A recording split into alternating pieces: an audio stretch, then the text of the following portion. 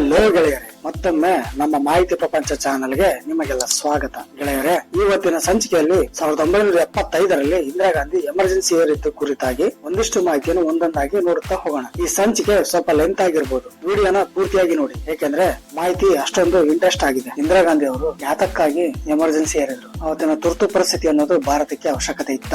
ಅವತ್ತಿನ ಇಂದಿರಾ ಗಾಂಧಿ ಸರ್ಕಾರ ನಮ್ಮ ಸಂವಿಧಾನವನ್ನೇ ಬದಲಾಯಿಸಲು ಪ್ರಯತ್ನ ಪಟ್ಟಿದ್ದು ನಿಜಾನ? ತನ್ನ ಅಧಿಕಾರಕ್ಕಾಗಿ ದೇಶದಲ್ಲಿ 21 ತಿಂಗಳ ಕಾಲ ಇಂದಿರಾ ಗಾಂಧಿ ಎಮರ್ಜೆನ್ಸಿ ಏರಿದ್ರ? ಈ ನ್ಯಾಷನಲ್ ಎಮರ್ಜೆನ್ಸಿ ಅನ್ನೋದು ಇದೇ ಮೊದಲ ಅಥವಾ ಇದಕ್ಕೂ ಮುಂಚೆ ಯಾರಾದ್ರೂ ಏರಲ್ಪಟ್ಟಿದ್ರ? ಸ್ನೇಹಿತರೆ, ಇಂದಿರಾ ಗಾಂಧಿ ಅಕ್ಷರಶಃ ಡಿಕ್ಟೇಟರ್ ಆಗಿ ವರ್ತಿಸಿದ್ದು ನಿಜಾನ? ಅವತ್ತಿನ ದೇಶದ ಪರಿಸ್ಥಿತಿ ಹೇಗಿತ್ತು ಅಂತ ವಿವರವಾಗಿ ನೋಡುತ್ತಾ ಹೋಗೋಣ.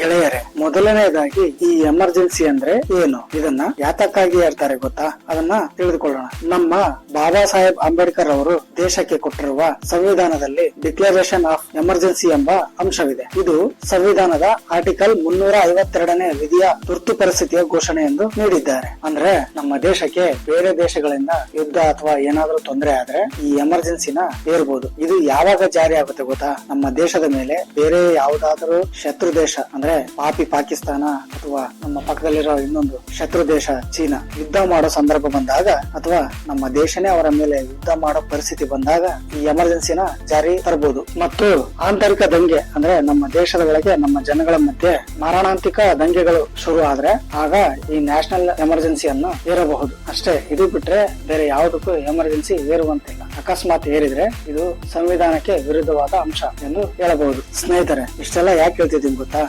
1971ರಲ್ಲಿ MP ಎಲೆಕ್ಷನ್ ಆಗುತ್ತೆ. ಅದರಲ್ಲಿ ಉತ್ತರ ಪ್ರದೇಶದಿಂದ ಇಂದಿರಾ ಗಾಂಧಿ ಸ್ಪರ್ಧೆ ಮಾಡ್ತಾರೆ. ಇದರಲ್ಲಿ ಇಂದಿರಾ ಗಾಂಧಿ ಭರ್ಜರಿ ಜಯ ಗಳಿಸುವ ಮೂಲಕ ಅವರ ಪ್ರತಿಸ್ಪರ್ಧಿ ರಾಜ್ ನಾರಾಯಣ್ ರನ್ನು ಎಲೆಕ್ಷನ್ ನಲ್ಲಿ ಸೋಲಿಸಿ ಅಧಿಕಾರ ಚುಕ್ಕಾಣಿ ಹಿಡಿತಾರೆ. ಗೆಳೆಯರೆ, ರಾಜ್ ನಾರಾಯಣ್ ರವರು ತಮ್ಮ ಸೋಲನ್ನು ಒಪ್ಪಿಕೊಂಡು ಇಂದಿರಾ ಗಾಂಧಿ ವಿರುದ್ಧ ಅಲಹಾಬಾದ್ ಹೈಕೋರ್ಟ್ ನಲ್ಲಿ 1975ರಲ್ಲಿ 14 ಕೇಸ್ ದಾಖಲು ಮಾಡ್ತಾರೆ. ಯಾಕೆ ಗೊತ್ತಾ? ಇಂದಿರಾ ಗಾಂಧಿ ಎಲೆಕ್ಷನ್ ನಲ್ಲಿ ಮೋಸ ಮಾಡಿ ಗೆದ್ದಿದ್ದಾರೆ ಎಂದು ರಾಜ್ ನಾರಾಯಣ್ ರವರು ದೂರು ದಾಖಲು ಮಾಡ್ತಾರೆ. ಗೆಳೆಯರೆ, ರಾಜ್ ನಾರಾಯಣ್ ರವರು ಕೊಟ್ಟಿರುವ ದೂರಿನಲ್ಲಿ 12 ಕೇಸ್ ನಲ್ಲಿ ಮಾತ್ರ ಸಾಕ್ಷಿ ಇರುತ್ತೆ, ಆದ್ರೆ ಇನ್ನು 2 ಕೇಸ್ ನಲ್ಲಿ ಸಾಕ್ಷಿ ಇರುವುದಿಲ್ಲ. ಇಂದಿರಾ ಗಾಂಧಿ ಅವರು ಎಲೆಕ್ಷನ್ ಗೋಸ್ಕರ ಉತ್ತರ ಪ್ರದೇಶದ ಪೊಲೀಸರನ್ನ, ಸಭಾಪತಿಗಳನ್ನ ಹಾಗೂ ಸರ್ಕಾರಿ ಅಧಿಕಾರಿಗಳನ್ನ ಸಹ ಎಲೆಕ್ಷನ್ ನಲ್ಲಿ ಪ್ರಚಾರಕ್ಕೋಸ್ಕರ ಬಳಸಿಕೊಂಡಿರುತ್ತಾರೆ ಎಂದು ಕೇಸು ದಾಖಲು ಮಾಡ್ತಾರೆ. ಸ್ನೇಹಿತರೆ, ಮುಖ್ಯವಾಗಿ ಯಶ್ಪಾಲ್ ಕಪೂರ್ ಎಂಬ ಸರ್ಕಾರಿ ಅಧಿಕಾರಿಯನ್ನ ತನ್ನ ಎಲೆಕ್ಷನ್ ಏಜೆಂಟ್ ಅನ್ನಾಗಿ ಬಳಸಿಕೊಂಡಿದ್ದಾರೆ ಎಂದು ಕೇಸು ದಾಖಲು ಮಾಡ್ತಾರೆ. ಅದೇ ಗೊತ್ತಾ?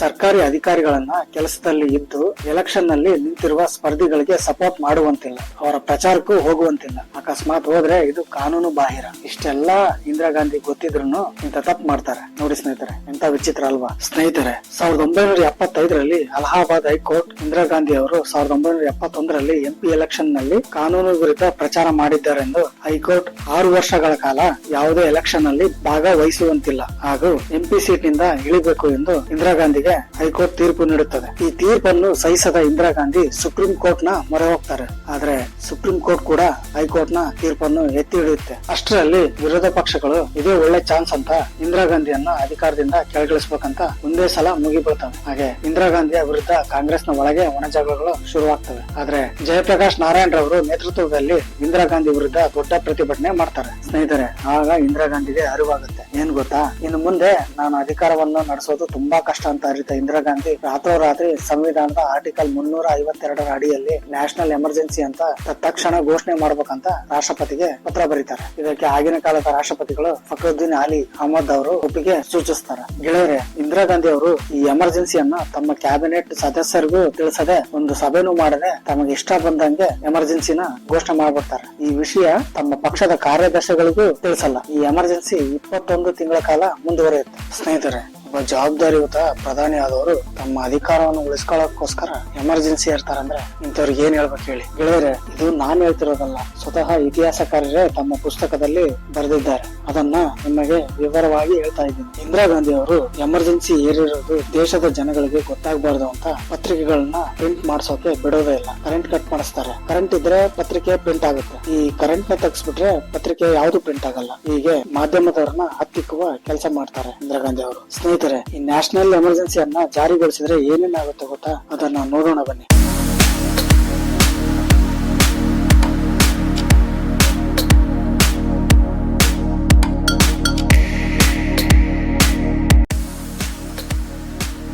ನ್ಯಾಷನಲ್ ಎಮರ್ಜೆನ್ಸಿ ಒಂದ್ಸರಿ ಜಾರಿ ಆದ್ರೆ ದೇಶದ ಜನಗಳು ಸಹ ಯಾರೊಬ್ಬರು ಸರ್ಕಾರದ ವಿರುದ್ಧ ಮಾತಾಡುವಂತಿಲ್ಲ, ಪ್ರತಿಭಟನೆ ರ್ಯಾಲಿ ಏನು ಮಾಡುವಂತಿಲ್ಲ. ಹಾಗೆ ರಾಜಕೀಯ ವಿಪಕ್ಷಗಳಿಗೆ ಯಾವುದೇ ರೀತಿ ವಿರೋಧಿಸುವ ಹಕ್ಕು ಇರುವುದಿಲ್ಲ ಹಾಗೂ ಮೀಡಿಯಾದವರಿಗೂ ಸುದ್ದಿ ಪ್ರಸಾರ ಮಾಡುವಂತಿಲ್ಲ. ಈ ಎಮರ್ಜೆನ್ಸಿಯಿಂದ ಎಲ್ಲರ ಮೇಲೆ ನಿರ್ಬಂಧ ಹೇರಲಾಗುತ್ತೆ. ಹಾಗೆ ಸರ್ಕಾರದ ವಿರುದ್ಧ ಮಾತನಾಡಿದ್ರೆ ಅಂತವ್ರನ್ನ ಜೈಲಿಗೆ ಹಾಕಲಾಗುತ್ತೆ. ಎಲ್ಲರ ಮೂಲಭೂತ ಹಕ್ಕುಗಳನ್ನು ಕಸಿದುಕೊಳ್ಳಲಾಗುತ್ತೆ. ಸ್ನೇಹಿತರೆ, ಈ ನ್ಯಾಷನಲ್ ಎಮರ್ಜೆನ್ಸಿ ಅನ್ನೋದು ಇದೇ ಮೊದಲ ಬಾರಿಗೆ ಜಾರಿ ಮಾಡಿಲ್ಲ. ಹಿಂದೆ 1962ರಲ್ಲಿ ಭಾರತ ಮತ್ತು ಚೈನಾ ಮಧ್ಯೆ ಯುದ್ಧ ನಡೆಯಬೇಕಾದ್ರೆ ಆಗ ಒಂದು ಸಾರಿ ಎಮರ್ಜೆನ್ಸಿಯನ್ನ ಘೋಷಣೆ ಮಾಡಲಾಗಿತ್ತು. ಆಮೇಲೆ 1971ರಲ್ಲಿ ಭಾರತ ಮತ್ತು ಪಾಕಿಸ್ತಾನದ ಮಧ್ಯೆ ಯುದ್ಧ ಆದಾಗ ಈ ಎಮರ್ಜೆನ್ಸಿಯನ್ನ ಘೋಷಿಸಲಾಗಿತ್ತು. ಗೆಳೆಯರೆ, ಈ ಎರಡು ಎಮರ್ಜೆನ್ಸಿನ ದೇಶಕ್ಕೆ ಕಷ್ಟ ಬಂದಾಗ ಘೋಷಣೆ ಮಾಡಿದ್ದು ಸರಿ ಇದೆ. ಆದ್ರೆ 1975ರಲ್ಲಿ ಇಂದಿರಾ ಗಾಂಧಿ ಅವರು ಯಾಕಾಗಿ ಎಮರ್ಜೆನ್ಸಿನ ಹೇಳ್ತಾರೆ? ಈ ದೇಶಕ್ಕೋಸ್ಕರನ ಅಲ್ಲ, ತಮ್ಮ ಅಧಿಕಾರದ ಕುರ್ಚಿಯನ್ನು ಉಳಿಸಿಕೊಳ್ಳಕ್ಕೋಸ್ಕರ ಈ ಎಮರ್ಜೆನ್ಸಿ ಅನ್ನೋದು ಹೇಳ್ತಾರೆ. ಇದು ಗೆಳೆಯರೆ ತಿಳ್ಕೋಬೇಕಾದ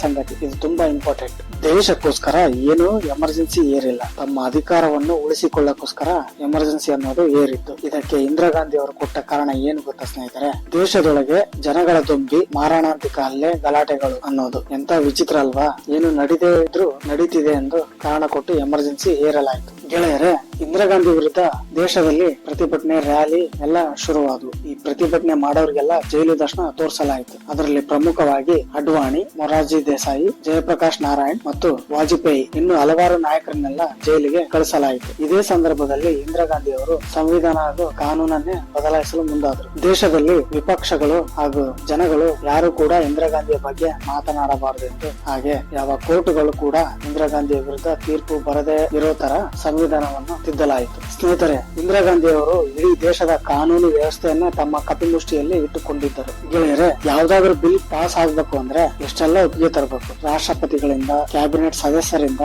ಹಾಗೂ ರಾಜ್ಯ ಸರ್ಕಾರಗಳಿಂದ ಅವ್ರದೆಲ್ಲ ಒಪ್ಪಿಗೆ ತರಬೇಕು. ಇಷ್ಟೆಲ್ಲ ಒಪ್ಪಿಗೆ ತಂದ್ರು ಅದನ್ನ ಇನ್ನೊಂದ್ ಸಾರಿ ಪರಿಶೀಲಿಸಿ ಬಿಲ್ ಪಾಸ್ ಮಾಡ್ತಾರೆ. ಈಗ ಉದಾಹರಣೆ ಹೇಳ್ಬೇಕಂದ್ರೆ, ಈ ವಕ್ಫ್ ಬೋರ್ಡ್ ಇಂದು ಪ್ರಧಾನಿ ಮೋದಿ ಅವರು ತಿದ್ದುಪಡಿ ತರಬೇಕಂತ ತುಂಬಾ ಪ್ರಯತ್ನ ಪಡ್ತಿದ್ದಾರೆ. ಅದು ಎಷ್ಟು ಕಷ್ಟ ಆಗ್ತಿದೆ ಗೊತ್ತಾ? ಇಂಥದ್ರಲ್ಲಿ ಇಂದಿರಾ ಗಾಂಧಿ ಅವರು 39ನೇ ತಿದ್ದುಪಡಿ ಎಮರ್ಜೆನ್ಸಿನ ಏಕಾಏಕಿ ಜಾರಿಗೆ ತಂದುಬಿಟ್ರು. ಇದು ಹೇಗ್ ಸಾಧ್ಯ? ಇಂದಿರಾ ಗಾಂಧಿ ಅವರು ಈ ಕಾನೂನು ಬದಲಾವಣೆ ಮಾಡಿದ್ದು ತಮ್ಮ ಅಧಿಕಾರವನ್ನು ಉಳಿಸಿಕೊಳ್ಳೋದಕ್ಕೋಸ್ಕರ ಹೊರತು ಬೇರೆ ಯಾವುದಕ್ಕಲ್ಲ. ಎಲ್ಲ ತಮ್ಮ ಪರವಾಗಿಯೇ ಮಾಡಿಕೊಂಡ್ರು. ಗೆಳೆಯರೆ, ಇಂದಿರಾ ಗಾಂಧಿ 21 ತಿಂಗಳ ಕಾಲ ಎಮರ್ಜೆನ್ಸಿಯನ್ನು ಮುಂದುವರಿಸುತ್ತಲೇ ಬಂದ್ರು. ಕೊನೆಗೆ 1977ರಲ್ಲಿ ಈ ಎಮರ್ಜೆನ್ಸಿ ಅನ್ನೋದು ಕೊನೆಗೊಳಿಸಿದ್ರು. ಇದರಿಂದ ಎಲ್ಲಾ ಪಕ್ಷಗಳು, ದೇಶದ ಜನಗಳು ಇಂದಿರಾ ಗಾಂಧಿ ಮೇಲೆ ತುಂಬಾ ಅಸಮಾಧಾನಗೊಂಡಿದ್ರು. ಆಗ ಮೊದಲನೇ ಬಾರಿ ಜನತಾ ಪಾರ್ಟಿ ಅಧಿಕಾರಕ್ಕೆ ಬರುತ್ತೆ. ಆಗ ಮೊರಾರ್ಜಿ ದೇಸಾಯಿಯನ್ನು ಪ್ರಧಾನಮಂತ್ರಿ ಮಾಡ್ತಾರೆ. ಆಗ ಇಂದಿರಾ ಗಾಂಧಿ ಸಂವಿಧಾನ ಬದಲಾವಣೆ ಮಾಡಿದ್ದನ್ನು ಮೊರಾರ್ಜಿ ದೇಸಾಯಿ ಮತ್ತೆ ಮೊದಲನೇ ಹಾಗೆ ಸಂವಿಧಾನ ಸರಿ ಮಾಡ್ತಾರೆ. ಗೆಳೆಯರೆ, ಇಂದಿರಾ ಗಾಂಧಿನ 1977ರಲ್ಲಿ ಅರೆಸ್ಟ್ ಮಾಡಿಸ್ತಾರೆ. ಆದ್ರೆ ಆ ಕೇಸಿಗೆ ಸಂಬಂಧಪಟ್ಟ ಸರಿಯಾದ ಸಾಕ್ಷಿ ಇಲ್ಲದ ಕಾರಣ ಇಂದಿರಾ ಗಾಂಧಿನ ನಿರ್ದೋಷಿ ಅಂತ ಕೋರ್ಟ್ ತೀರ್ಪು ಕೊಡುತ್ತೆ. ಆಗ ಜನತಾ ಪಾರ್ಟಿ ಅಧಿಕಾರದಲ್ಲಿದ್ದಾಗ ಒಳಜಗಳಗಳು ತುಂಬಾ ನಡೀತಿರುತ್ತೆ. ಇವರಿಗೆ ಬಂದ ಅಧಿಕಾರವನ್ನು ಸರಿಯಾಗಿ ಉಪಯೋಗಿಸದೆ ಜನಗಳ ನಂಬಿಕೆಯನ್ನು ಕಳೆದುಕೊಳ್ತಾರೆ. ಆಗ ಮತ್ತೆ 1980ರಲ್ಲಿ ಲೋಕಸಭಾ ಚುನಾವಣೆಯಲ್ಲಿ ಇಂದಿರಾ ಗಾಂಧಿ ಅವರು ಸಿಂಪತಿ ಗಿಟ್ಟಿಸಿಕೊಂಡು ಮತ್ತೆ ಪ್ರಧಾನಮಂತ್ರಿ ಆಗ್ತಾರೆ. ಗೆಳೆಯರೆ, ನಮ್ಮ ಜನ ಎಷ್ಟು ಕರುಣಾಮಯಿ ಅಲ್ವಾ? ತಪ್ಪು ಮಾಡಿದವರನ್ನ ಮತ್ತೆ ಅಧಿಕಾರಕ್ಕೆ ಕೂರಿಸ್ತಾರೆ. ಇದು ಗೆಳೆಯರೆ ಇವತ್ತಿನ ಸಂಚಿಕೆಯಲ್ಲಿ ಇಂದಿರಾ ಗಾಂಧಿ ಎಮರ್ಜೆನ್ಸಿ ಅನ್ನೋದು ಯಾಕಾಗಿ ಏರಿದ್ರು ಅನ್ನೋ ವಿಷಯನ ತಿಳಿಸಿದೀನಿ. ಈ ವಿಡಿಯೋ ಇಷ್ಟ ಆದ್ರೆ ಲೈಕ್ ಮಾಡಿ, ಶೇರ್ ಮಾಡಿ, ಕಮೆಂಟ್ ಮಾಡಿ, ಹಾಗೆ ಸಬ್ಸ್ಕ್ರೈಬ್ ಆಗೋದನ್ನ ಮರಿಬೇಡಿ. ಪಕ್ಕದಲ್ಲಿರೋ ಗಂಟೆನು ಹೊಡಿ.